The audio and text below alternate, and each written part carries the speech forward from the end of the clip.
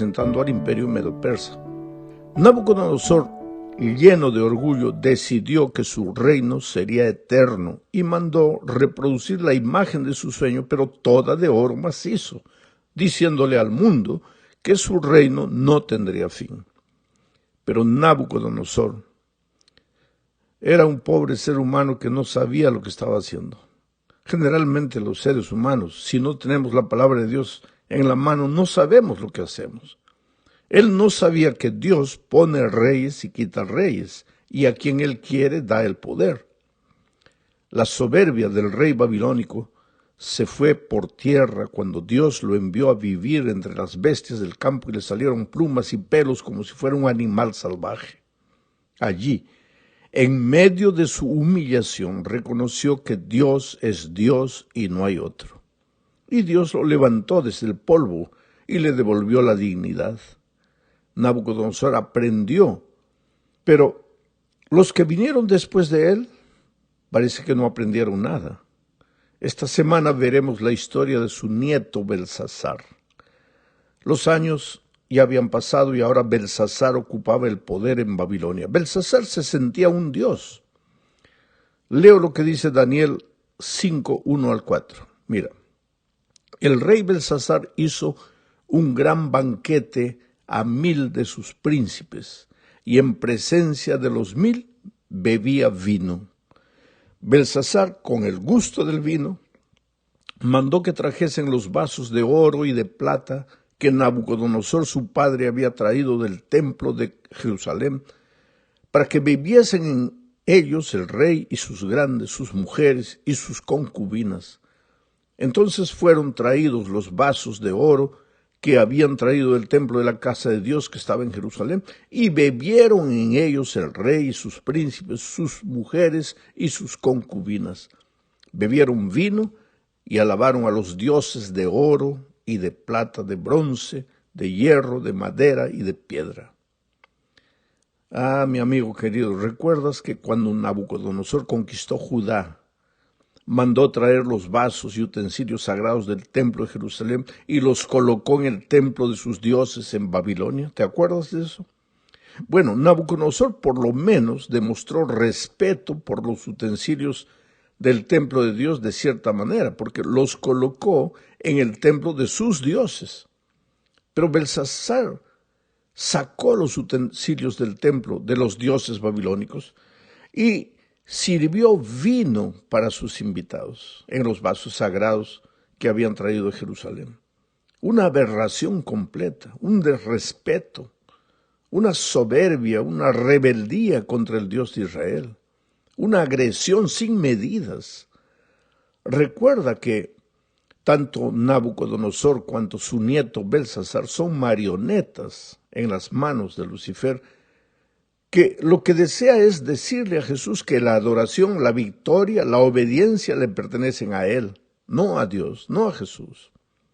Babilonia simboliza al poder del enemigo que desea confundir la mente de los seres humanos para que no sirvan ni adoren a Dios, por lo menos que no lo sirvan como Dios quiere, sino como ellos imaginan. El vino en la Biblia es símbolo de la doctrina. Belsasar literalmente sirve el vino en los vasos sagrados y embriaga a las personas. Ahora, simbólicamente ve lo que ocurrirá en el tiempo del fin. Leo Apocalipsis 17, 4 al 6. Y la mujer estaba vestida de púrpura y escarlata. Una mujer es símbolo de iglesia. O sea, en el fin de los tiempos hay una iglesia. Y la mujer estaba vestida de púrpura y escarlata y adornada de oro, de piedras preciosas y de perlas, y tenía en la mano un cáliz de oro lleno de abominaciones y de las inmundicias de su fornicación, y en su frente un grande nombre, un misterio, escrito, un misterio, Babilonia la Grande, la madre de las rameras y de las abominaciones de la tierra. Interesante. Esta mujer, que es símbolo de una iglesia en el tiempo del fin, es una iglesia llena de lujos, llena de espectacularidad, y esta mujer que simboliza esa iglesia está con un cáliz en la mano lleno de las abominaciones. En el cáliz hay vino, doctrina falsificada, y tiene un nombre, Babilonia la Grande. Vi a la mujer ebria de la sangre de los santos y de la sangre de los mártires de Jesús. Quiere decir que esta iglesia ha perseguido a los mártires, a los santos a lo largo de la historia. Sigo leyendo, y cuando la vi quedé asombrado con gran asombro. Ahora, ¿te parece todo coincidencia? En los tiempos de Belsasar, en Babilonia, él, en los vasos sagrados, coloca vino fermentado para confundir la mente de los hombres. Y en el tiempo del fin, una mujer que simboliza Babilonia también presenta vino fermentado, o sea, doctrina fermentada para confundir a los hombres. Y esta iglesia ha perseguido a los santos a lo largo de los tiempos. ¿Cuál es el mensaje que deduces de todo esto? Repentinamente, en medio de la fiesta, sucede algo que nadie imaginaba. Esta es la segunda parte de nuestro estudio. Apareció un visitante que no había sido invitado. Vamos a leer Daniel 5, 5 al 8.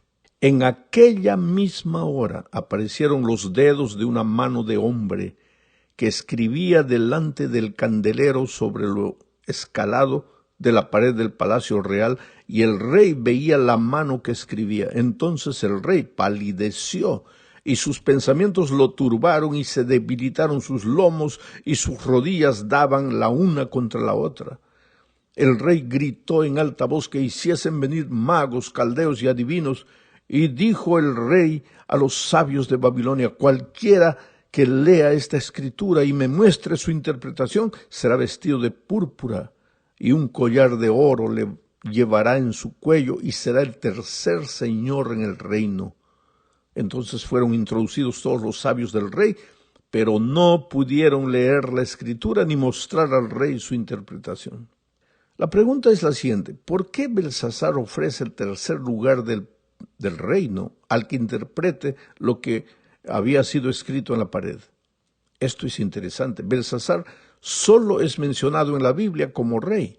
La historia común, secular, no registra a Belsasar para nada. Es que el verdadero rey era Nabonido, hijo de Nabucodonosor, padre de Belsasar. Pero este Nabonido le había entregado la administración de la ciudad de Babilonia a su hijo Belsasar. Históricamente Nabonido es el rey, pero vivía en Temá, una ciudad oasis en medio del desierto. Resultado final: los hombres trajeron a los adivinos, a los astrólogos. Nadie pudo interpretar lo sucedido. Entonces aparece la reina, y aquí entramos a la tercera parte del estudio. Leo Daniel 5, 9 al 5. Entonces el rey Belsasar se turbó sobremanera y palideció. Claro, nadie podía definir lo que estaba escrito, nadie podía interpretar, ni siquiera leer, porque estaba en una escritura extraña que nadie conocía. Entonces el rey Belsasar se turbó sobremanera y palideció, y sus príncipes estaban perplejos.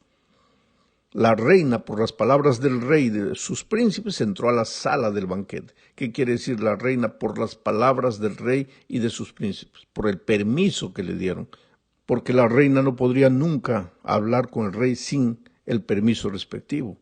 Pero aquí el texto dice que la reina, por las palabras del rey y de sus príncipes, entró a la sala del banquete y dijo, ¿qué es lo que dijo? Rey, vive para siempre.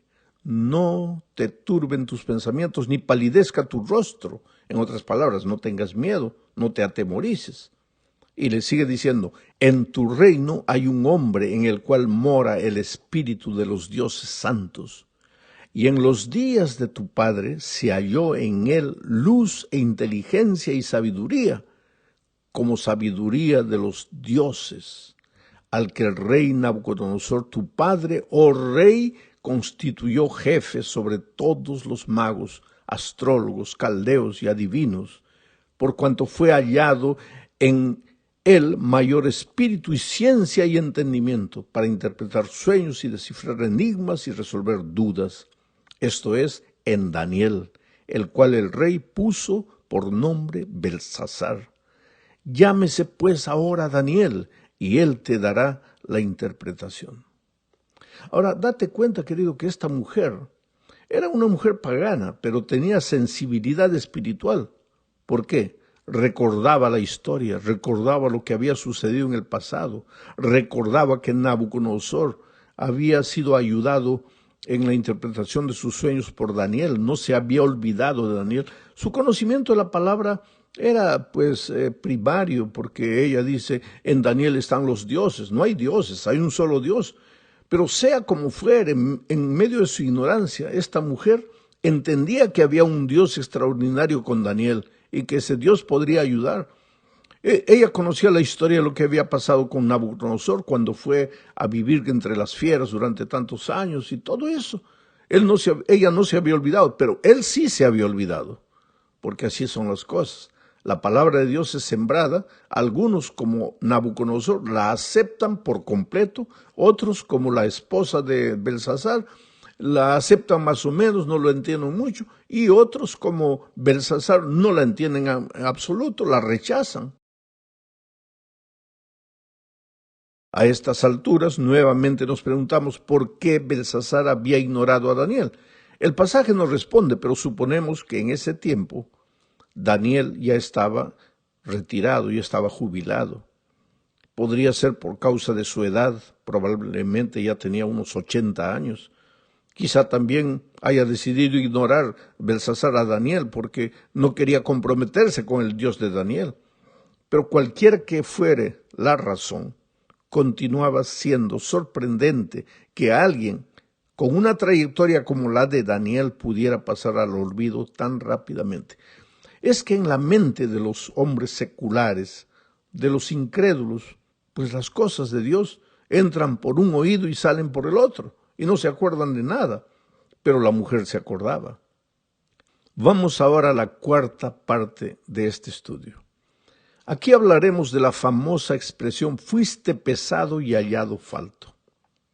Es que a todos, querido, en esta vida a todos les llega la hora de rendir cuentas. Aquel día Daniel se presentó delante del rey, le recordó la historia de Nabucodonosor y de cómo él había sido soberbio hasta que Dios lo humilló, y entonces le dio la sentencia al nieto de Nabucodonosor, a Belsasar. Leamos Daniel 5, 23 al 28, dice, sino que contra el Señor del cielo te has ensoberbecido e hiciste traer delante de ti los vasos de su casa. ¿De su casa de quién? De ti, del Dios de Israel. Y tú y tus grandes y tus mujeres y tus concubinas bebisteis vino en ellos. Además de esto, diste alabanza a dioses de plata y oro, de bronce, de hierro, de madera y de piedra, que ni ven, ni oyen, ni saben, y al Dios en cuya mano está tu vida y cuyos son todos tus caminos. Nunca honraste. Entonces, de su presencia fue enviada la mano que trazó esa escritura. Y la escritura que trazó es Mene, Mene, Tekel, Uparsin. Esta es la interpretación del asunto. Mene significa, contó Dios tu reino y le ha puesto fin. Tekel, pesado has sido en balanza y fuiste hallado falto. Pérez, tu reino ha sido roto y dado a los medos y a los persas. Querido, aquí hay una lección tremenda. Nabucodonosor fue golpeado, cayó en tierra, se humilló y reconoció a Dios. ¿Será que todos los seres humanos necesitamos un día caer al suelo, tragar polvo como Saulo de Tarso? ¿Será que todos los seres humanos necesitamos llorar un día para entender que estamos jugando con la gracia divina? Pobre Belsasar. Él pensó que el poder sería eterno, se embriagó con el vino del poder, adoró falsos dioses, menospreció al Dios de Israel a pesar de todo lo que la historia registraba. Pensó que su reino nunca acabaría, pero ahora viene la mano de Dios y escribe en la pared. Es la sentencia final. En otras palabras, lo que Dios le estaba diciendo es: Belsasar, se te dio tiempo, se te dio razones para creer, se te dio oportunidades, pero en lugar de aceptarlas, las rechazaste. Ahora te llegó la hora, se acabó, tu tiempo se acabó, ahora tu reino será entregado a otro. Has sido pesado en la balanza y has sido encontrado en falta. La verdad es, queridos, que todos nosotros estamos siendo pesados. El juicio investigador está caminando, se está realizando. Por eso la Biblia enfatiza la expresión: hoy es el día de buena nueva, hoy es el día de salvación. Hay esperanza de salvación para todos. No importa cómo hayas vivido, no importa lo que hayas hecho en el pasado, no importa cuántas veces te hayas endurecido a la palabra de Dios, hoy es el día de buena nueva. Hay oportunidad, pero llegará un momento en que el veredicto será dado. Mene tekel upharsin, quiere decir, se acabó tu tiempo. Tuviste todas las oportunidades para aceptar, pero las rechazaste. Llegamos al fin leyendo los versículos 29 al 31. Entonces mandó Belsasar vestir a Daniel de púrpura y poner en su cuello un collar de oro y proclamar que él era el tercer señor del reino. La misma noche fue muerto Belsasar, rey de los caldeos, y Darío de Media tomó el reino siendo de 62 años. Interesante, ¿te acuerdas que cuando Daniel se presentó, cuando fue llamado, el rey Belsasar le ofreció ese collar de oro y el tercer puesto en el reino y todo? Daniel no aceptó. Ahora, cuando ya el rey oyó su veredicto, sabía que había sido pesado y había sido encontrado en falta, sabía que estaba perdido, sabía que su hora le había llegado. Ahora él quiere como que comprar la salvación por obras, con dinero, dándole a Daniel el tercer reino, el tercer lugar en el reino, el collar de oro. Pero ahora es tarde. Es que el día dura solamente 12 horas. Más tarde o más temprano el sol se va y las sombras llegan. Esa misma noche, Darío invadió con sus ejércitos, entró por el río, mandó secar las aguas del río, entró por ahí, destruyó por completo a Babilonia y el gran imperio representado por el oro llegó a su fin. Mi pregunta hoy es: ¿y yo? ¿Cómo estoy yo? ¿Estoy siendo pesado? ¿Estoy aprovechando las oportunidades que Dios me da? ¿Estoy siendo sensible a su voz? ¿Y tú? ¿Cuántas veces el Señor Jesús ha tocado la puerta de tu corazón? ¿Cuántas veces te ha llamado? ¿Has tomado ya la decisión de bautizarte? ¿Has tomado la decisión de regresar a la iglesia? Por favor, querido, no creas que solo porque escuchas este comentario ya estás bien con Dios. Hay un lugar para ti en la iglesia. Esa es tu familia, es la familia de Dios, débil y defectuosa como puede ser, es la niña de los ojos de Dios.